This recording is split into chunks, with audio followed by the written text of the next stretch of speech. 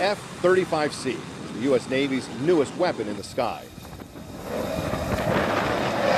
This fifth-generation fighter jet is jam-packed with technological upgrades. It's indescribable, the leap in capability that is made between a legacy platform and the F-35. Captain Rick Crescelius has been a Navy pilot for 25 years. He flies the new F-35C and says the difference is immediately noticeable. The piloting is almost an afterthought. It's so easy to fly. Taking off, landing. Even the guys that are taking it out to the carrier right now say, wow, this thing is really super good to the pilot. It's a pilot-friendly airplane to land on a boat. In the cockpit, the traditional knobs and control switches are essentially gone. No switches. Everything's like having a big giant iPad slapped on the dash, and that's how you interact with the airplane. 32,000 feet, 370 knots, and accelerating at Mach 1.1. Right now you're holding right at 0 Gs. You'd be kind of feeling yourself floating in the seat a little bit. To get a closer look at what makes the F-35C so unique, I got a chance to take a spin, so to speak,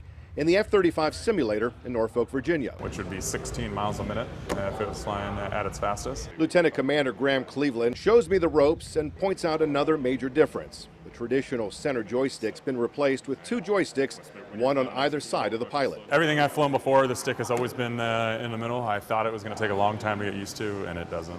It's really easy, and this thing, barely moves. Cleveland also says the massive additional technology really helps the pilot, especially landing on an aircraft carrier. We have to fly the perfect airspeed to be able to fly the perfect angle of attack, is what we call it, in order to put the hook in the right position to catch the wire. This jet takes care of that for you.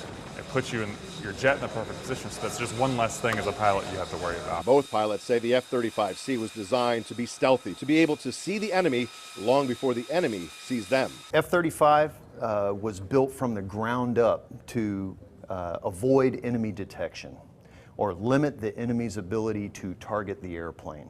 That allows the airplane to go into a very high threat environment where some of the legacy platforms cannot, because they'll be targeted. One of the cool things about the F-35 is actually the helmet. A lot of technology packed in this thing at a cost of about $500,000.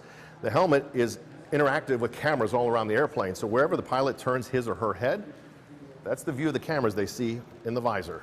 It immediately puts a projected image from that camera where down your line of sight and shows you. So I could look through the floor of the airplane and see exactly what's underneath me, day or night. It is high-tech data that can help pilots and others make critical decisions, data that can be shared with other pilots and ships. If you put it on the ship, you're going to crash right into it, which in the Navy is exactly how we like to land.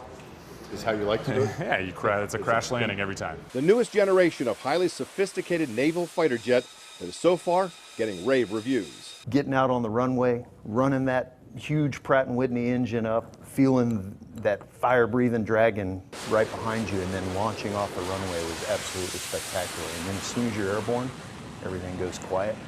Call up your iPad and start executing the mission. Magical. In Norfolk, Virginia, Evan Forrester, Fox 43 News.